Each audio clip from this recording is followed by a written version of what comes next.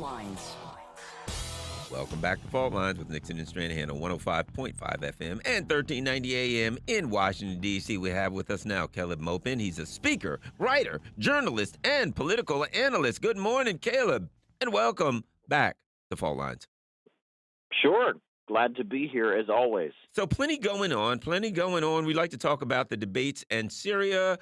I watched the debates. So before I give you any leading questions, let's start. What was your take walking away from the debates after the debates, and your thoughts on how they, the issue of the Syrian conflict was addressed by the Democratic potential nominees? Well, I think Tulsi Gabbard particularly hit the nail on the head. She continued to reiterate that it was a regime change war.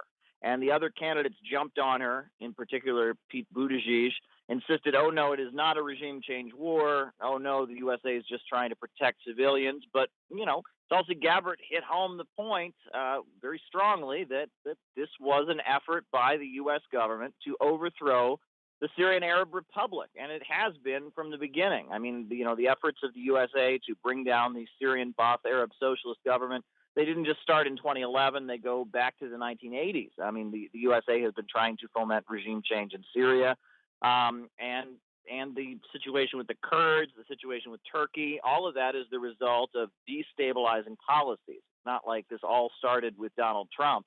Tulsi Gabbard said that. She got jumped on by other candidates.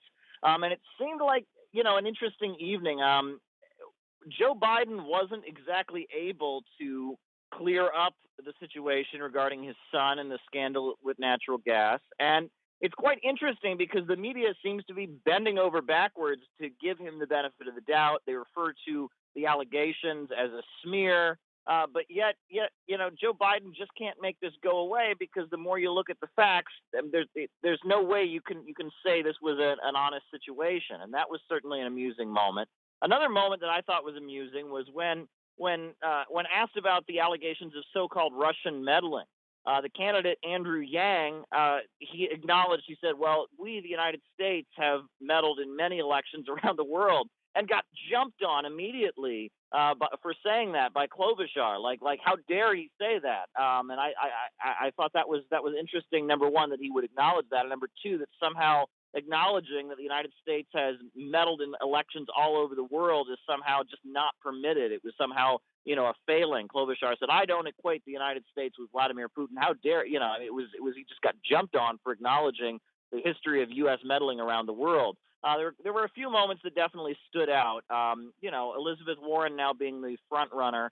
I guess, we saw people taking shots at her just like they were taking shots at Biden last time. It was certainly a long debate. They spent a long time talking about gun control. It was an interesting evening. Well, so let's talk about the one issue you brought up there. By the way, I don't equate the U.S. With Putin on this issue. Putin's better. I want to make sure I don't equate it at all. But we know the CIA, as Glenn Greenwald pointed out, is so popular with the Democrats now. 77% of the Democrats love the CIA now. You saw that, right, Caleb? Well, sure. And it's interesting because, there's long been a rivalry in the United States, in the, what you could call the deep state, between the military-industrial complex and the Pentagon and the CIA and the right. agencies, because they have a very different strategy in how they relate to the rest of the world. The Pentagon, the military-industrial complex, they make money by having big, huge wars in which lots of things get blown up and lots of weapons are built and spent and all of that, whereas the CIA, they're in the business of soft power and trying to make the United States look good, like Mr. Nice Guy, maneuvering behind the scenes, getting what we want, getting essentially proxies to do the dirty work, and it's a very different strategy. And there's a very good book that was published in the 1970s called the Yankee and Cowboy War. Very interesting, and the author Carl Oglesby talks about this rivalry between the military-industrial complex and the CIA playing out. It's very interesting, but this is a long-standing disagreement. How do you run U.S. foreign policy? Is it peace through strength? Like Trump says on the campaign trail, where you use the mother of all bombs and you talk about the USA being big and mighty and you don't care what the rest of the world thinks? Or is it a strategy of trying to win friends and influence people and maneuver in the background and try to make the USA look like a benevolent power that never bothers anyone, while soft power is maneuvering behind the scenes? Yeah, and the CIA has done a great job of making the U.S. look great around the world, aside from occasionally covering up the assassination of a U.S. president, like Kennedy, for instance.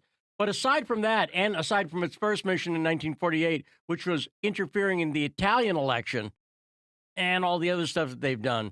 So, yeah, what's interesting, though, Caleb, you're talking about that the tension, I think, between the DOD, the Pentagon, and the CIA. Let me throw in the other bit of the triumvirate there, which is the State Department now. We've got a State Department that is acting like the CIA effectively and doing operations. And Truman, who put the CIA into power in 1947, a month after the Kennedy assassination, wrote an op-ed in the Washington Post saying the CIA was basically out of control and needed to go back to just advising the president. The State Department apparently read that and said, wait a minute, we got to get into that CIA game. So they've been getting worse and worse and worse till now we see the State Department along with the CIA in what I think is a clear open coup right now, trying to take a president out of power. Do you see that the same way?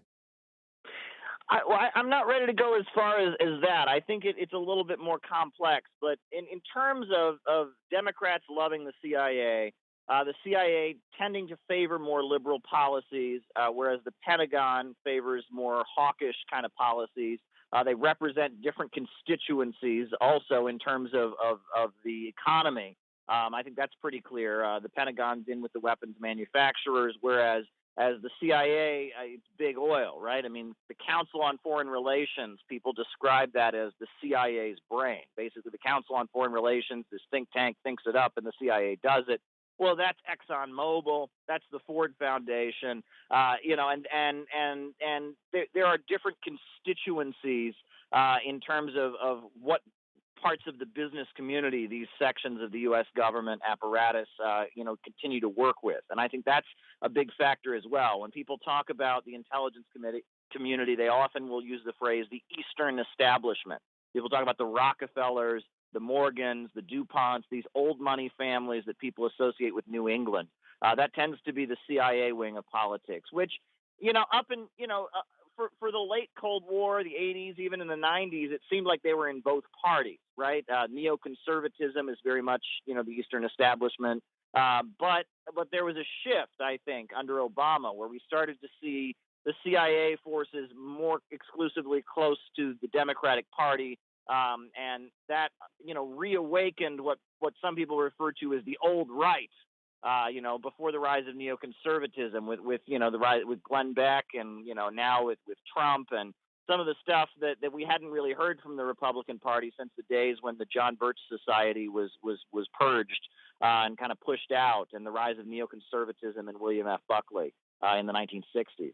Well, one of the things, Caleb, I think that's interesting is in watching this, and it's you see it with Trump and the Republican Party, and as we've been discussing, whether it was Yang or Tulsi Gabbard, and that's a discussion that's happening that's outside of what the mainstream of the two parties wants us to discuss. The third rail stuff. And one of the instances was that where Tulsi Gabbard, when they said they were talking about Syria, and she's saying Trump has blood on his hands, but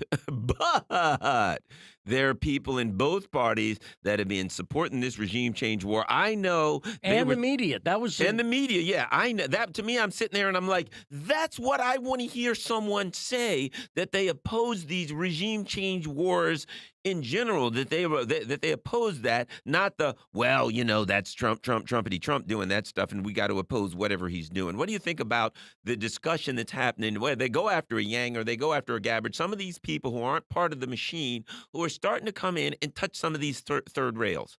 Caleb.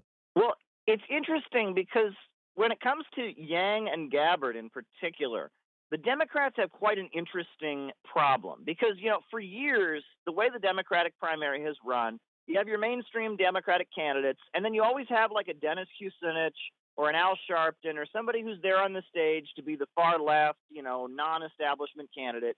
And the role that they generally play is, people campaign for them. They lose the Democratic primary. The candidate then tells them to go out and vote for, Hillary Clinton or whoever the mainstream, John Kerry, whoever the candidate is. And of course, the people who campaigned for Kucinich or Al Sharpton or Mike Bell or whoever, the response is, who are you going to vote for? The Republicans? And so these people that represent kind of a non-establishment Democrat end up voting for the mainstream Democrat. But what's weird about Yang and Gabbard is if you said to a typical Yang voter or a typical Gabbard voter at the end of all of this, if we get a mainstream Democratic nominee, so who are you going to vote for, the Republicans? The answer you might get would be yes. I think a lot of Tulsi Gabbard supporters might vote for Donald Trump. A lot of Yang supporters might vote for Donald Trump. And that's what makes this whole thing very weird. And if you look at it, Yang and Gabbard have both been popular on Fox News. And, when people talk about Bernie Trump voters, people who supported Bernie Sanders, saw Hillary Clinton get the nomination, and then voted for Trump, there's a lot of people that just want to vote against the establishment. And this old formula that the Democrats have of winning, where they kind of handle the far left or they handle the anti-establishment wing of their own party. Okay, we'll let you on the debate stage. Okay, you lose. Okay, your candidate then tells you to vote for the mainstream candidate, and you're scared of the Republicans, so you obey. Their method of handling the dissident wing of their own party is no longer effective, and it could play into Trump's favor at this point. And that's what's very confusing. The anti-establishment position that Trump has put himself in, where he seems to be more anti-war than the Democrats are. Yeah. On Main. You can't get any less anti-war, that's for sure. That'd be hard. Well, let me ask you one last question. When you're looking at this, there have been people saying that with a Yang or a Gabbard or someone, if they don't if they don't make it, there's a possibility that some of these may run from an outside party, third party, independent, and all that. I think that's a true possibility. What do you think about that? I think it is very possible. And my prediction is that Yang will come out of this election, probably, with a following. He is trying to build up a constituency. He's trying to get kind of a group of supporters, and that he will come out of this election probably with that. He'll have a following that'll be significant. We'll hear more from him, and perhaps in a future election he'll be a much more significant candidate. But he's making a name for himself here. I think, and Tulsi Gabbard, I also noticed that she really, called out the media, both the New York Times and CNN, for the way they've gone after her, the way that they have accused her of being a Russian asset. She really called them out. I also noticed that Bernie Sanders, they brought up his heart attack. They kept talking about his age, and he came on pretty strong. And Bernie Sanders seems to be, at this point, you almost wonder if he's running for president or if he's just trying to build a left-wing movement. He seems to answer every question with, we need to organize, we need to be out in the streets. And that seems to be what he's doing. You almost wonder, does he almost realize that after what happened in 2016, the possibility of them actually allowing him to be the nominee is slim, but he just wants young people to get involved and be politically active and go out and, pound the pavement for left-wing causes and for the issues that he cares about. Well, Caleb Maupin, I agree with you, actually, and that's what part of the reason I said to you, Garland, earlier, that I just wish Sanders, I said this when he announced, get out of the way. You're in Tulsi Gabbard's way, and I almost feel like he is there as a spoiler. If he were not in the race right now, Tulsi Gabbard would be getting, I think, even more attention. I think he's got a good chance. I think he's got a strong chance. He's got a lot of people on the ground.